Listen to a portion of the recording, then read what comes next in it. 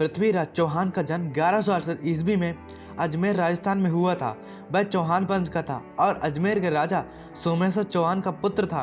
पृथ्वीराज को उनके दादा अनंग पाल तोमर ने बहुत कम उम्र से ही युद्ध और तीरंदाजी का प्रशिक्षण दिया था। उन्होंने साहित्य, गणित, संगीत और दर्शन में भी उत्कृष्ट शिक्षा प्राप्त की। एक युवा लड़के के रूप में पृथ्वीराज ने अपनी बहादुरी और बुद्धिमत्ता से अपने पिता को प्रभावित किया। उनके पिता ने उनकी क्षमता को पहचाना और जल्दी से उन्हें अजमेर का भविष्य का राजा बनने के लिए तैयार किया।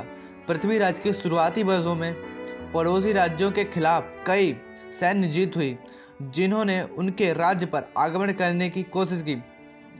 पृथ्वीराज के प्रारंभिक जीवन ने एक योद्धा और नेता के रूप में उनकी भविष्य की सफलताओं की नींव रखी। विभिन्न विषयों में उनके व्यापक प्रशिक्षण ने उन्हें एक अच्छी तरह से शिक्षा दी, जो बाद में उन्हें राजा के रूप में अपने शासनकाल के दौरान जटिल राजनीतिक स्थितियों को नेविगेट करने में मदद करेगी। पृथ्वीराज चौहान के जीवन के निर्णायक क्षणों में से एक उनके ससुर जयचंद द्वारा विश्वासघात था, जिन्होंने कन्नौज पर शासन किया था। जब पृथ्वीराज ने जयचंद की बेटी संयुक्ता का हाथ स्वयंवर में जीत लिया तो जयचंद भड़क गए।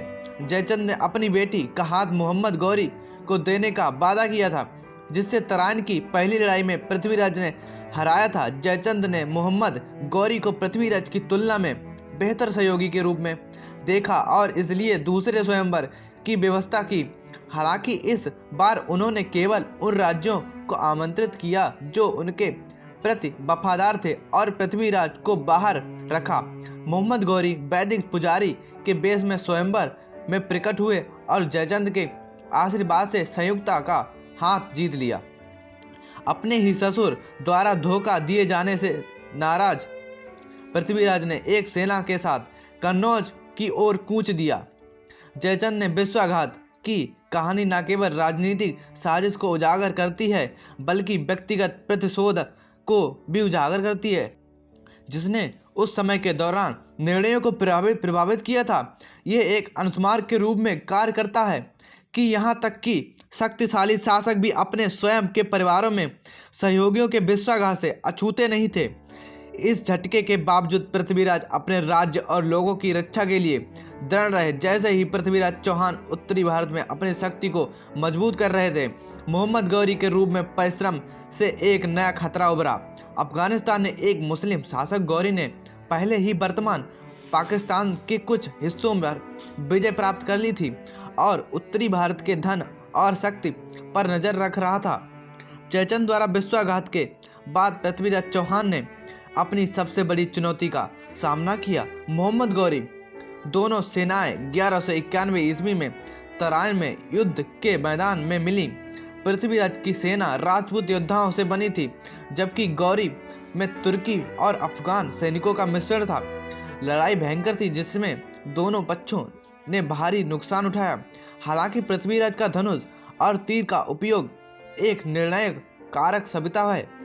उनके तीरंदाजों ने गौरी की सेना पर तीरों की बारिश की, जिससे महत्वपूर्ण हत्याएं हुई। अंत में पृथ्वीराज विजयी होकर उभरे और गौरी पर कब्जा कर लिया।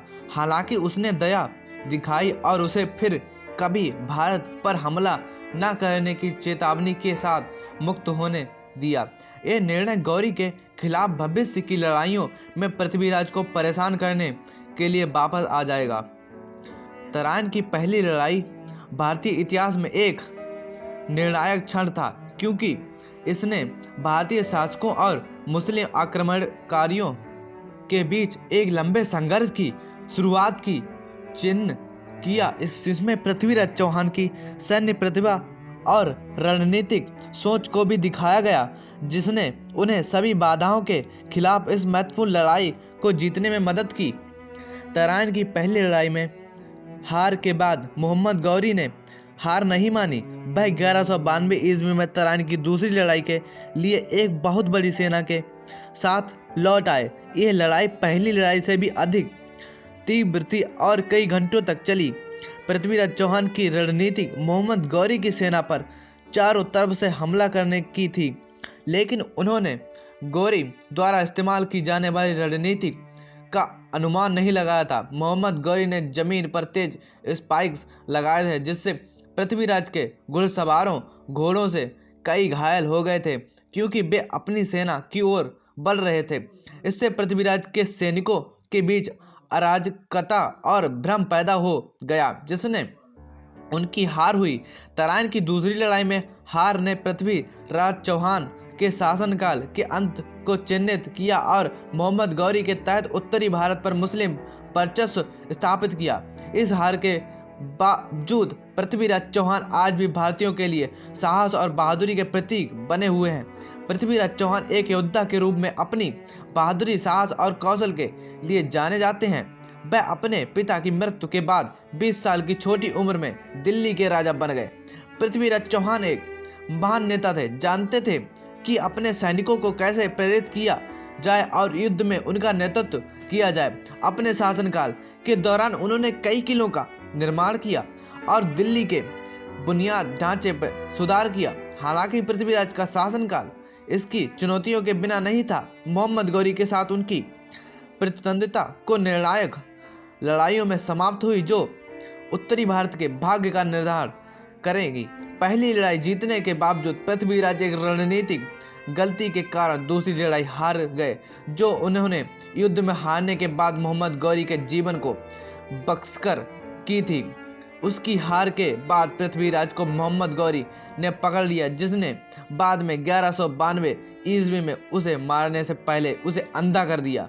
अपने जीवन के इस दुखद अंत को बावजूद पृथ्वीराज भारतीय इतिहास में एक महान व्यक्ति बने हुए हैं, जिनकी बहादुरी और नेतृत्व आज भी प्रेरणियों को प्रेरित करता है। पृथ्वीराज चौहान अपने पीछे एक ऐसी विरासत छोड़ गए हैं जो अपने आने वाली प्रेरणियों को प्रेरित करती रहेगी।